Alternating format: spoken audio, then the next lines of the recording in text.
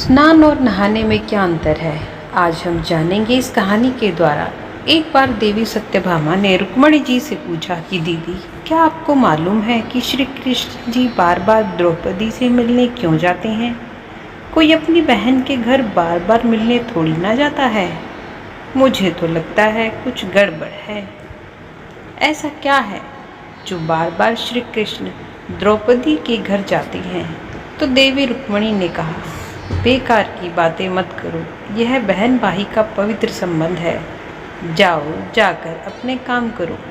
श्री कृष्ण समझ गए और कहीं जाने लगी तो देवी सत्यभामा ने पूछा कि प्रभु, आप कहाँ जा रही हैं? तब श्री कृष्ण जी ने कहा कि मैं द्रौपदी के घर जा रहा हूँ।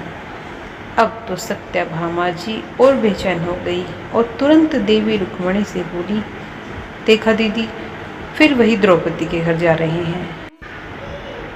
यह सुनकर श्री कृष्ण ने कहा कि देवी, क्या तुम भी हमारे साथ चलोगी? तो सत्यभामा जी तुरंत तैयार हो गई और देवी रुक्मणी से बोली, दीदी, आप भी मेरे साथ चलो और द्रौपदी को ऐसा मजा चखाएंगे कि बस जीवन भर याद रखेगी। देवी रुक्मणी भी तैयार हो गई।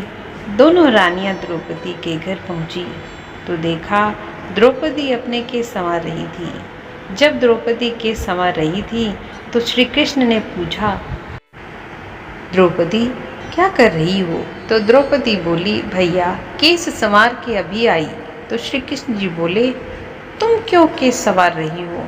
तुम्हारी तो दो भाभी आई हैं, यह तुम्हारे केस संवारे। फिर श्री कृष्ण ने देवी सत्यभामा से कहा, तुम जाओ और द्रौपदी के सिर में तेल लगाओ, और देवी रुक्मणी, तुम जाकर द्रौपदी की चोटी करो। सत्यभामा जी ने रुक्मणी जी से कहा, बड़ा अच्छा मौका मिला है, ऐसा तेल लगाऊंगी कि इनकी खोपड़ी के एक एक बाल को तोड़ के रख दूंगी। और जैसे ही सत्यभामा जी ने सिर में तेल लगाना शुरू किया और एक बाल को तोड़ा तो बाल तोड़ते ही आवाज़ आई, हे कृष्ण। फिर दूसरा बाल तोड़ा, फिर आवाज़ आई, हे कृष्ण। जब तीसरा बाल तोड़ा फिर से आवाज़ आई, हे कृष्ण। सत्यभामा जी को समझ नहीं आया और देवी रुक्मणी से पूछा, दीदी, आखिर ऐसी क्या बात है? द्रौपदी के सिर से जो भी बाल तोड़ती हूँ तो कृष्ण का नाम निकल कर आता है। रुक्मणी जी बोली, मैं तो नहीं जानती।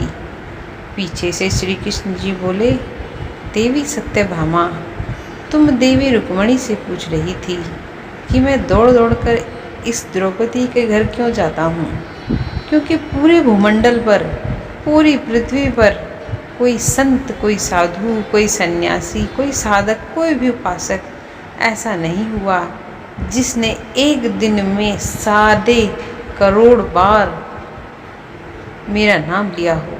यह केवल ऐसी ही है जो एक दिन में 1.5 करोड़ बार मेरा नाम लेती है, एक प्रतिदिन स्नान करती है और हर बार स्नान के साथ मेरा नाम लेती है। इसलिए उसके हर रोम रोम में मैं हूँ और इसलिए मैं रोज़ उसके पास जाता हूँ। इसे कहते हैं स्नान, जो देवी द्रौपदी प्रतिदिन किया करती थी। हम जो रोज़ साबुन, शैम्पू और तेल लगाकर अपने तन को स्वच्छ करते हैं, इसको केवल नहाना कहा गया है। स्नान का मतलब है हमारे शरीर में 1.5 करोड़ रोम छिद्र हैं, जो जब नारायण से पूछा गया यह 3.5 करोड़ रोम छिद्र क्यों दिए गए हैं, तो नारायण ने कहा, जब मनुष्य 3.5 करोड़ बार भगवान का नाम लेता है तब जीवन में एक बार उसका स्नान हो पाता है। इसे कहते हैं स्नान, जो केवल द्रौपदी जी ने किया। तो आशा करती हूँ आपको मेरी यह कहानी अच्छी लगी होगी। मिलते हैं अगली कहानी के साथ। जय श्री राधे कृष्ण, जय श्री राम।